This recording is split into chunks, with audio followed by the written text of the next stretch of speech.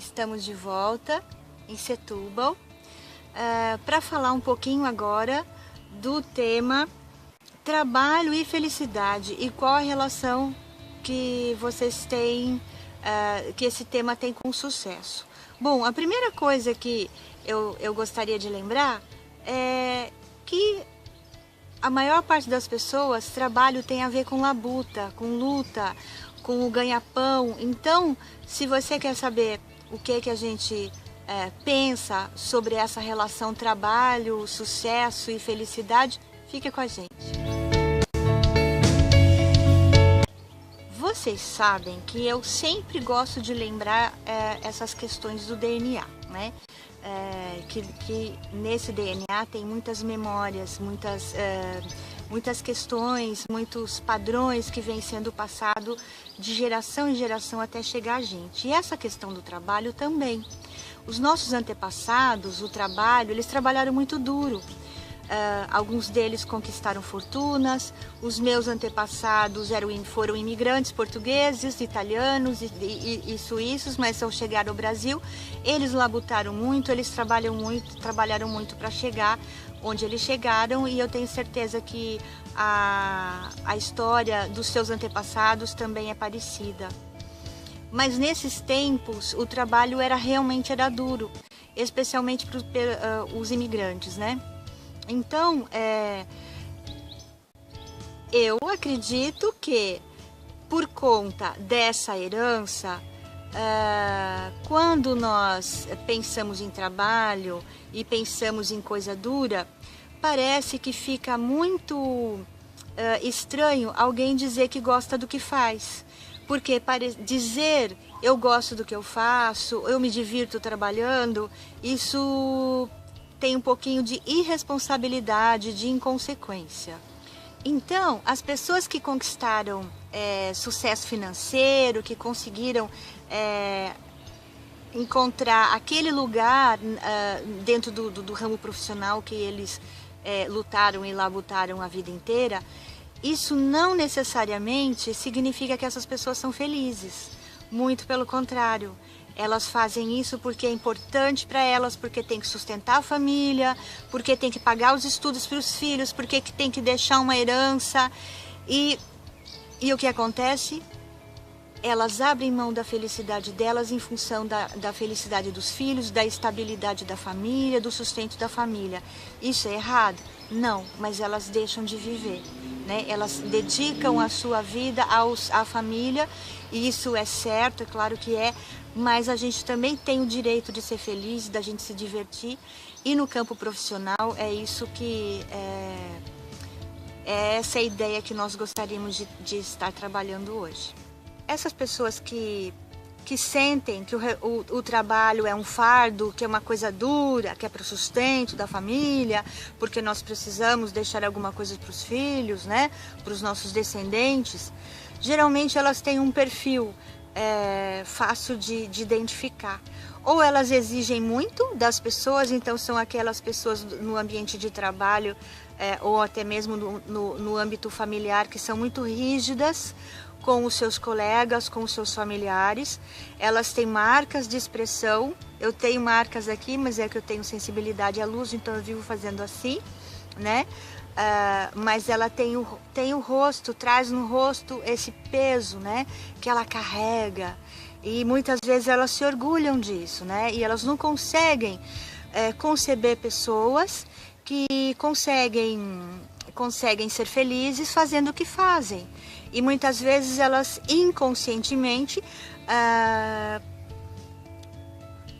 como que eu posso dizer, inconscientemente elas tentam atrapalhar um pouquinho a alegria e a felicidade dos outros. Eu tenho certeza que alguém de vocês já passou por isso, pelo menos uma vez na vida. Então essas pessoas que desenvolveram esse perfil, né, de achar que a vida o trabalho é um fardo, que a vida acabam achando também que a vida é um fardo. E elas têm o efeito batata podre. Eu sempre falo isso nas minhas palestras. O que é o efeito batata podre? É aquela pessoa que onde ela entra, ela estraga. Então, é aquela que diz assim, ih, chegou fulano, né? E ao contrário daquelas pessoas que adoram o que fazem, que estão sempre felizes, que levam tudo numa boa, essas pessoas são aquelas que numa reunião, num grupo, falam assim: poxa vida, fulano não chegou ainda, porque ele faz falta. Ele é a cerejinha do bolo, é a cerejinha do sorvete, é aquela pessoa que é esperada por todos, né? Então vejam a diferença. Então, como que a gente lida com essas pessoas, né? Em primeiro lugar, é não deixar que essas pessoas te afetem. Elas não são pessoas más, são pessoas que aprenderam a viver assim porque assim era o certo. Então, o primeiro passo é não deixar que essas pessoas nos afetem a partir da compreensão de quem elas são. Porque talvez, de alguma forma, essas pessoas reflitam também um pouquinho daquilo que a gente já foi um dia em termos dos antepassados, né? E aqui eu vou deixar 2 exercícios para vocês fazerem.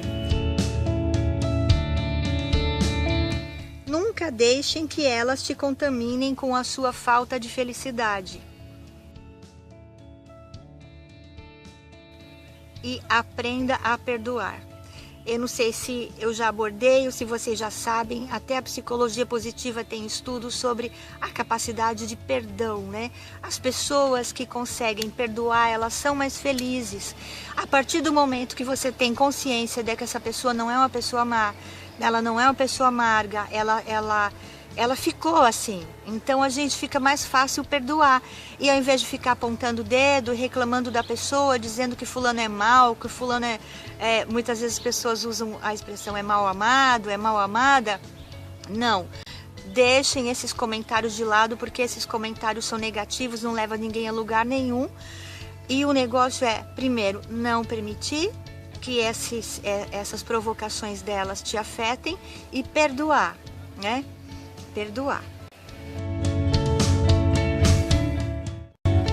E o que é mais engraçado é que hoje existe uma gíria muito gira, muito legal para esse tipo de energia que essas pessoas passam, né? Que é uma energia densa, é uma energia que não é boa, que a gente não gosta de estar por perto, que é assim: não entre nesta vibe, ou seja, não entre na vibe da pessoa, porque o que ela quer é tirar a tua alegria, ela quer contaminar o teu bem-estar. Então, porque como ela não consegue, inconscientemente ela deve pensar assim: por que ela consegue e eu não consigo? Isso às vezes não passa pelo consciente dela, fica no nível do subconsciente. Então ela quer, já que eu não consigo subir onde ele está, eu vou fazer com que ele desça até onde eu estou. Então não entre na sua vibe. E eu quero lembrar uma coisa aqui, que estudando todos os mestres, todos os grandes cientistas, o Augusto Cury, quando ele foi estudar a vida desse mestre, ele queria mostrar que fazia parte do inconsciente coletivo, né?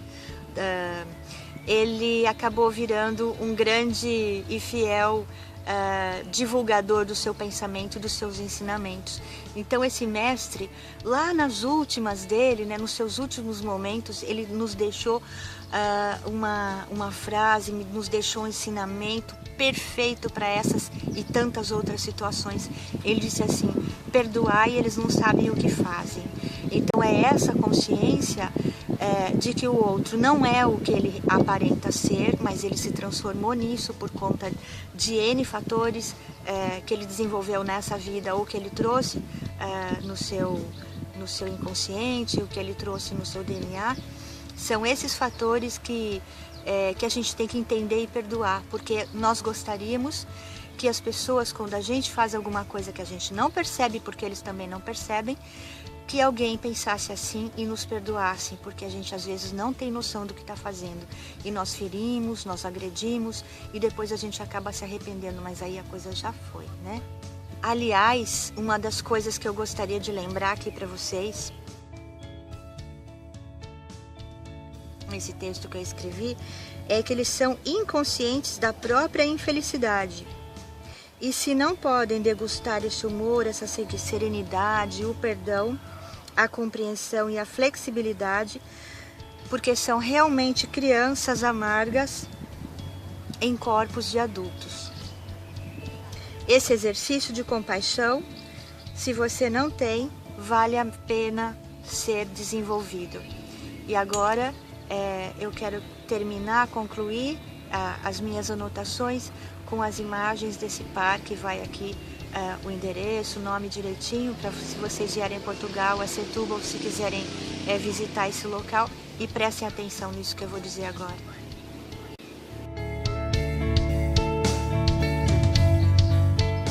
Não deixe de praticar o exercício do perdão. Como disse, a ciência prova que as pessoas que perdoam são mais felizes. E se você sentir alguma dificuldade, significa que realmente está no caminho certo. E jamais, jamais desista da sua jornada pelo seu engrandecimento.